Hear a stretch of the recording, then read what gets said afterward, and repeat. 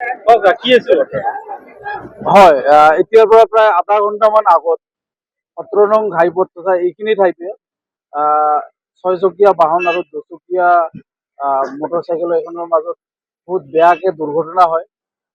মুখামুখিকে খুন্দিয়া হয় আৰু তাৰ ফলত আমাৰ ইয়াৰে নাথপাৰাৰ দীপক মণ্ডলৰ ল'ৰা তন্ময় নাথ আৰু হেলাগাড়ীৰ এক্স আৰ্মি দিলীপ দিলীপৰ ল'ৰা ইয়াত আঘাতপ্ৰাপ্ত হয়, কিন্তু যিজন আমাৰ তন্ময় নাথ আছে তেওঁৰ ইতিমধ্যে ডেথ হৈছে আৰু আমাৰ এক্স আৰ্মি দিলীপ নাথৰ ল'ৰাজনৰ খুব সংকটজনক অৱস্থাত আছে।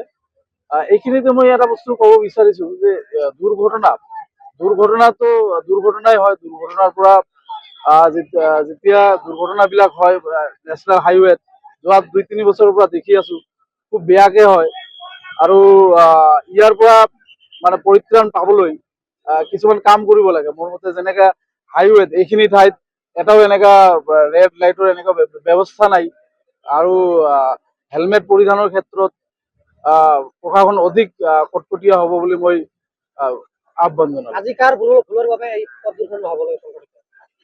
ইয়াত ভুল কাৰো উলিয়াব নোৱাৰি, যিহেতু দুৰ্ঘটনা হৈছে। ল'ৰা দুজন ইফালৰ পৰা আহিছে, গাড়ীখন ইফালৰ পৰা আহিছে। দুৰ্ঘটনাত দিয়া কাৰ দোষ এইটো মানে ডাইৰেক্টলি ক'ব নোৱাৰি।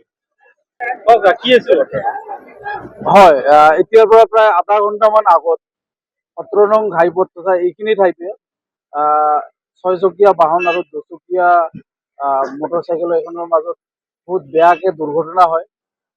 মুখামুখিকে খুন্দিয়া হয় আৰু তাৰ ফলত আমাৰ ইয়াৰে নাথপাৰাৰ দীপক মণ্ডলৰ ল'ৰা তন্ময় নাথ আৰু হেলাগাড়ীৰ এক্স আৰ্মি দিলীপৰ ল'ৰা ইয়াত আঘাতপ্ৰাপ্ত হয়, কিন্তু যিজন আমাৰ তন্ময় নাথ আছে তেওঁৰ ইতিমধ্যে ডেথ হৈছে আৰু আমাৰ এক্স আৰ্মি দিলীপ নাথৰ ল'ৰাজনৰ খুব সংকটজনক অৱস্থাত আছে। এইখিনিতে মই এটা বস্তু ক'ব বিচাৰিছো যে দুৰ্ঘটনাটো দুৰ্ঘটনাই হয়। দুৰ্ঘটনাৰ পৰা যেতিয়া দুৰ্ঘটনাবিলাক হয় নেশ্যনেল হাইৱেত যোৱা ২-৩ বছৰৰ পৰা দেখি আছো খুব বেয়াকে হয় আৰু ইয়াৰ পৰা মানে পৰিত্ৰাণ পাবলৈ কিছুমান কাম কৰিব লাগে। মোৰ মতে যেনেকা হাইৱেত এইখিনি ঠাইত এটাও এনেকা ৰেড লাইটৰ এনেকুৱা ব্যৱস্থা নাই আৰু হেলমেট পৰিধানৰ ক্ষেত্ৰত প্ৰশাসন অধিক কটকটীয়া হ'ব বুলি মই আহ্বান জনাম। আজি কাৰ ভুলৰ বাবে এই পথ দুৰ্ঘটনা হ'বলৈ সংঘটিত? ইয়াত ভুল কাৰো উলিয়াব নোৱাৰি, যিহেতু দুৰ্ঘটনা হৈছে। ল'ৰা দুজন ইফালৰ পৰা আহিছে, গাড়ীখন ইফালৰ পৰা আহিছে। দুৰ্ঘটনাত দিয়া কাৰ দোষ এইটো মানে ডাইৰেক্টলি ক'ব নোৱাৰি।